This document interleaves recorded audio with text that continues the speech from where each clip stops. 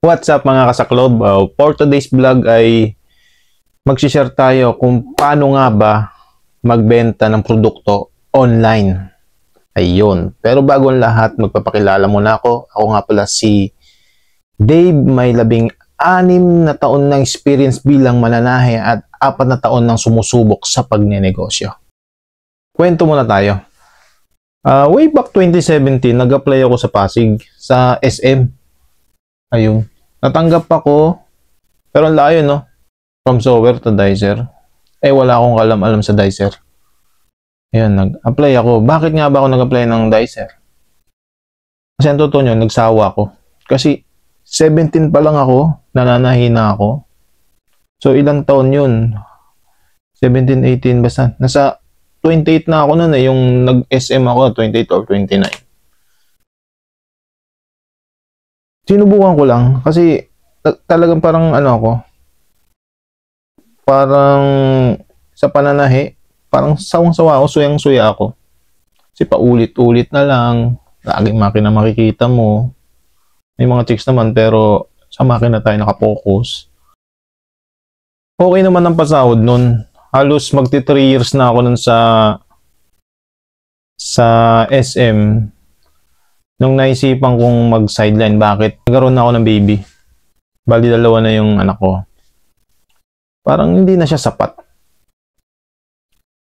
Yung isa pa lang anak ko, okay pa. Yung naging 2 na yung anak ko. Medyo malaki na yung gastusin eh. Sabi ko, anong gagawin ko? Okay naman yung sahod, medyo mataas. Medyo mataas compare dun sa yung nananahi pa lang ako sa pabrika. Kasi medyo above minimum dito sa yung nag-dicer ako. Kaso, hindi pa rin sapat eh. Sabi ko, every 15 days kasi ang sahod niya. Wala pang 15 days. Umuutang na ako ng pang-budget ko sa kapatid ko o kaya kahit saan.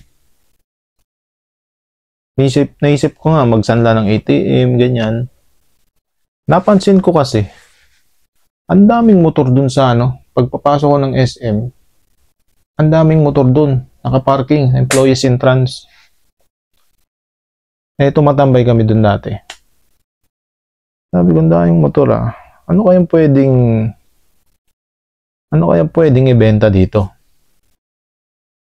Kasi may karanasan ako dati magbenta kasi pinagbabantay ako ng nanay ko dati sa harap ng pabrika. Dati nagtitinda rin kami doon ng ng mga kakanin. Kaya hindi ako gaano nahiya.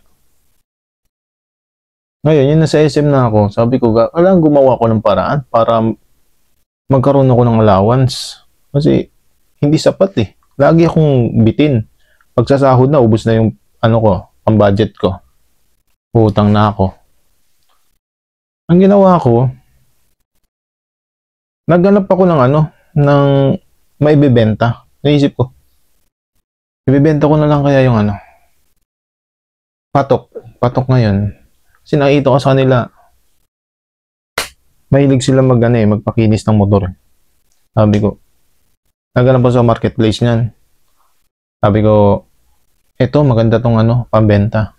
Magic Gatas pa nun. Magic Gatas yung una kong binenta nun sa marketplace. Alam niyo, Magic Gatas pampakinis. Yun, bumenta naman kaso madalang. Hanggang sa nakakita ko ng supplier. Nakakita ko ng supplier ng bags and bag cover tsaka seat cover, yan, pang mga motor. Doon nakita ko yung market ko doon. Kumbaga, pumatok siya. Pumatok siya ng mga ilang buwan, siguro 3 to 4 months. Napakanabangan ko siya, mga ganun. Tuloy-tuloy. Kaso nung mga magpa 5 months na, medyo sablay-sablay na yung pinapadala sa akin. Iba may reject, iba kulang, yung iba minsan walang stock, minsan may time na wala talagang stock. Sabi ko, ano yung mga suki ko?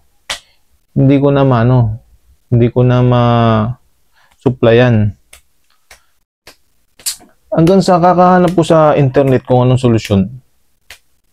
Wala, lumabas na lang sa timeline ko. Siguro sa algorithm. Lumabas na lang sa timeline ko yung video ni Sir Kasosyong Armin Urubia. Salamat ako kay Idol. Ang natatandaan ko lang na video doon yung ano na tumimo talaga sa isip ko noon, yung nagpagana sa ano ko, sa mindset ko. Yung start on what you have. Yan, hindi ko talaga makalimutan yan. Kasi yung time na yun, ano talaga wala akong supply. Ang ginawa ko noon, yung alam mo yung natira kong reject. Kinuha ko yung tela noon. Ginawa ko, hinanap ko dun sa mga bilihan ng tela, bilihan ng accessories. Kung meron ba sila noon, talagang tinaga ko. Siguro inabot din ako ng linggo. Ilang linggo ko rin yun. Sabi ko, ba't pa ako ba't ba ako nagre-reseller? Kaya ko namang gawin yung nire-resell ko. Diba? Kasi mananahi ako, ilang taon ako mananahi. Nasuya lang ako. Pero sabi ko, babalik pa rin talaga yung talent mo kahit pinandidirihan mo na. Kasi nagsawa ako, ilang taon na akong mananahi. Simula 17 pa lang ako. Tapos, sa ilang taon siya, nasuya ako, pero bumalik pa rin talaga. Dahil dun sa sa video na yon. Start on what you have. Mag-umpisa ka kung anong meron ka. Di ba? Meron akong ko nun, meron akong lumang makina ng tatay ko. Ginamit ko yun. Isang makina lang yun. Tapos, bukod dun yung supplier. Medyo malapit lang yung mga supplier natin. Di ba? Hanggat yun.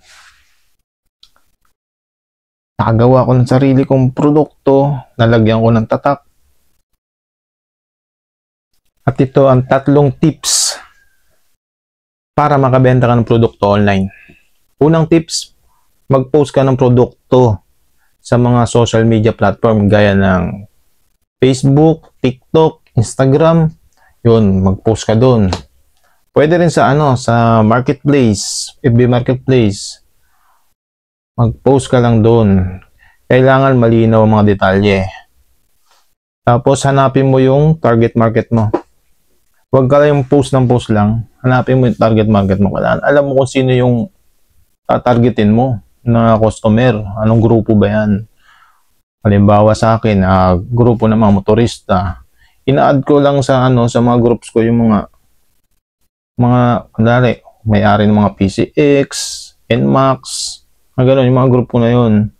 Tapos makikisuyo lang ako dun sa admin. Yan, pwede ka mag-post dun. Ganun yung ginagawa ko dati.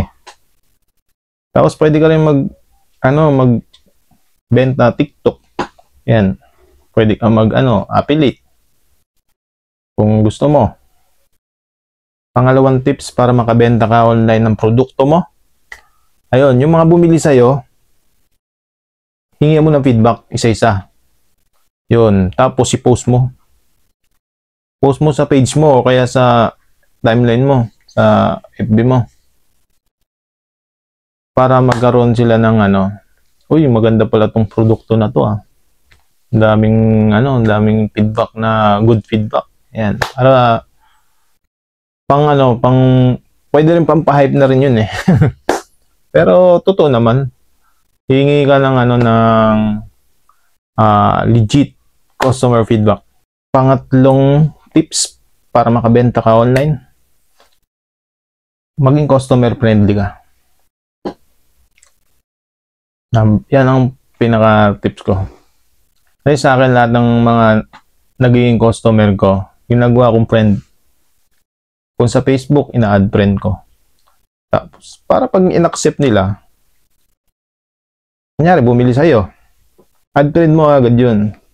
Hindi ka mo magbumukhang scammer.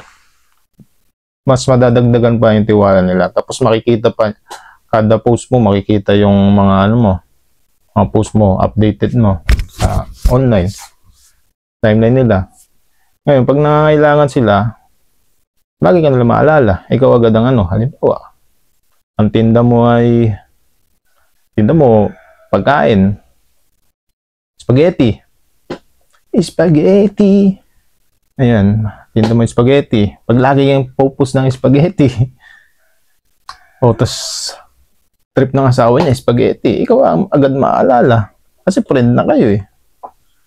Lagi nakikita sa timeline mo. Pangit ng sample ko, spaghetti.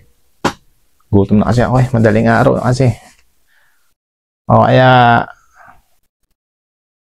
salamat sa pakikinig. Salamat guys. Salamat mga kasaklob. See you sa next vlog ko. Pasensya na at late na ako nag-upload. Bye-bye.